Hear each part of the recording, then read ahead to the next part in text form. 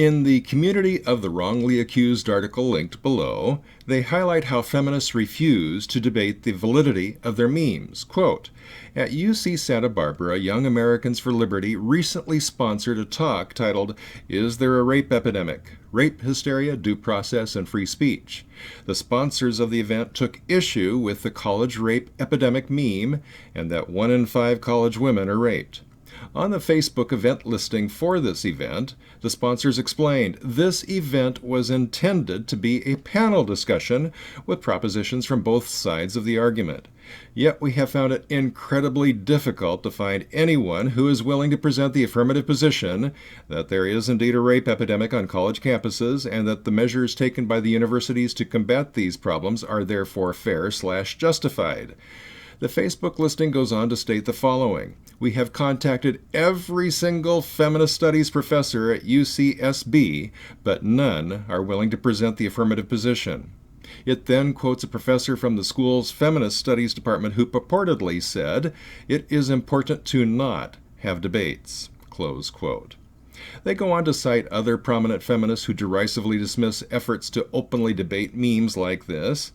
Well, up until 24 years ago, feminists had virtually free reign on the talk shows. On radio and TV, they could make all kinds of outrageous claims, and their greatest challenges came from men like Warren Farrell. Despite that all of us are following a path pioneered by Warren, because he sees the good in everybody, he's very gentle, which made him less effective and less of a threat. Fred Hayward was active at that time too, but he was a lot like Warren. But then, in the early 1990s, Malphite, who is still active in New York City, the Gang of Six, of which I was a member, and a few others and myself came onto the scene. Over the course of a few years, we did hundreds, if not thousands, of TV and radio talk shows.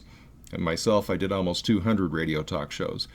And when I went on to a radio talk show, I made it a habit to identify fathers' rights or men's rights organizations in the area on the show on air, and often representatives would call in. The feminists didn't know what hit them.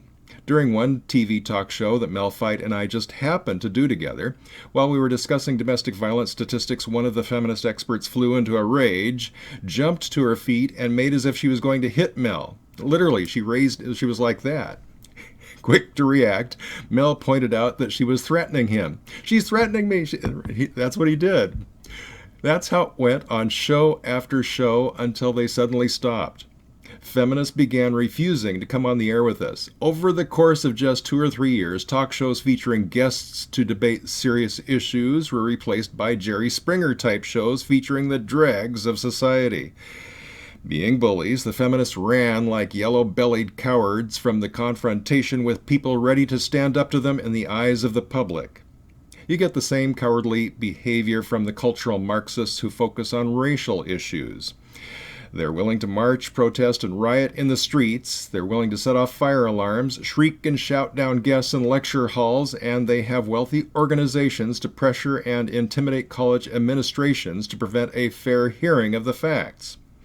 But representatives of feminist and Black Lives Matter organizations will not appear with their opposition to calmly, rationally debate the issues because with scant few exceptions, everything they say is a lie, and they know it. This is the evil we confront. They know they're liars. They know they promote hate. They know our cause is just. They know the truth is not their friend. They know the facts are on our side. And they will not square off with us because they fear the truth. They fear the facts, and they fear public exposure. Supreme Court Justice Louis Brandeis said, quote, "Publicity is justly commended as a remedy for social and industrial diseases. Sunlight is said to be the best of disinfectants. Electric light, the most efficient policeman." Close quote. While the heroes of Ayn Rand's book Atlas Shrugged went on strike, they didn't simply leave it at that. They reached out to their fellow producers to educate them to the crimes committed against them by the moochers. We are in a similar situation, but instead of identifying them one by one and then talking to them one-on-one, as they did in Atlas Shrugged, we are using the virtual sunlight of the public square to circumvent the collusion between the mainstream media and the feminists and Black Lives Matter thugs and other social justice bullies to give the facts a fair hearing, or with humor, as Milo Yiannopoulos is doing.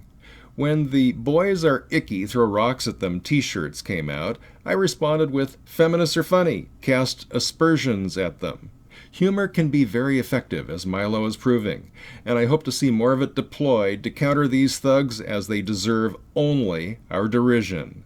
For the Backlash at Backlash.com, my name is Rod Van Mechelen.